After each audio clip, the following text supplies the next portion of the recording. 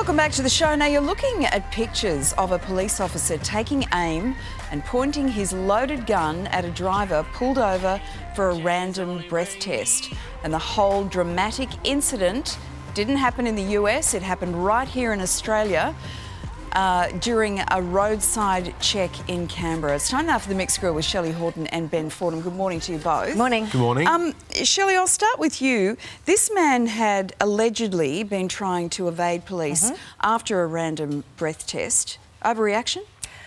I'm always going to err on the side of the police in this situation. I started my career as a crime reporter. I know how hard the police work, and I'm sure that this guy, who allegedly was 3 times the limit, that he would have been evading police, and who knows what else happened. We haven't seen that bit of the dashboard cam. I think, yes, it is excessive, but we don't know what led up to it. That's why we have these dashboard cams, and I think it keeps everyone accountable. But I would wait until there's actually a police investigation into this and see what happens there. Ben, we spoke to Sam Macedoni, our legal expert, this morning, and he said that the way the law works here is the only time that a police person can draw a gun on someone is if they believe that their life is being threatened.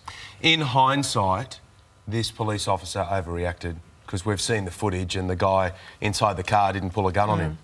In hindsight.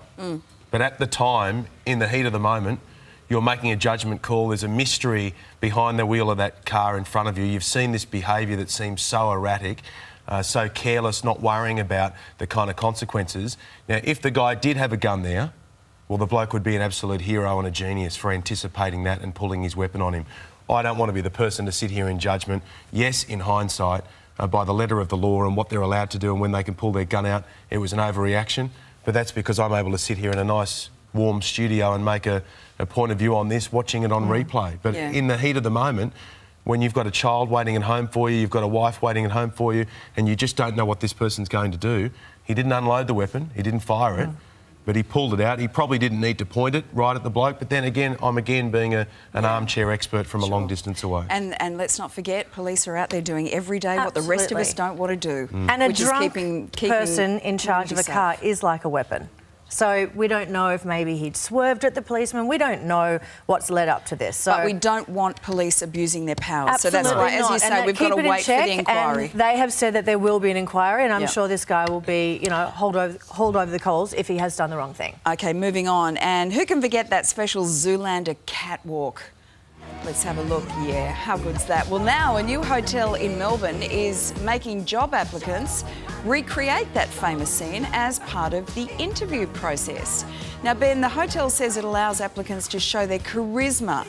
Do you think this is slightly bizarre, or is it worth it for a dream job? Well, it's whatever the employer is looking for, Lisa. And while it may not be one of the requirements for many other jobs out there, if this pub or this hotel wants eccentric characters working behind the bar and it wants to make sure that you know how to entertain and know how to have a good time and know how to make fun of yourself, then this is part of what they're doing. I don't think it's a big deal. Over 1,000 people turned up and looking for a job. It's QT hotels, it's the QT which are very cool and groovy. They are quirky. I mean, they have the girls are dressed in these really bright red bobs, which I think they kind of a little bit single white female-ing me here. Your look, girlfriend. I know, right? But that's the thing is, they have job positions like Director of Chaos. They have makeup artists there to do amazing makeup on the staff. So it's not a regular job. So if you need to do a blue steel walk-off, I say go your hardest. This is a hotel you're talking about where people stay there? QT. OK. Well, it's all about, you know, making sure that your customers feel the vibe, which is another hotel group. Probably a bad choice of words. The QT hotels, because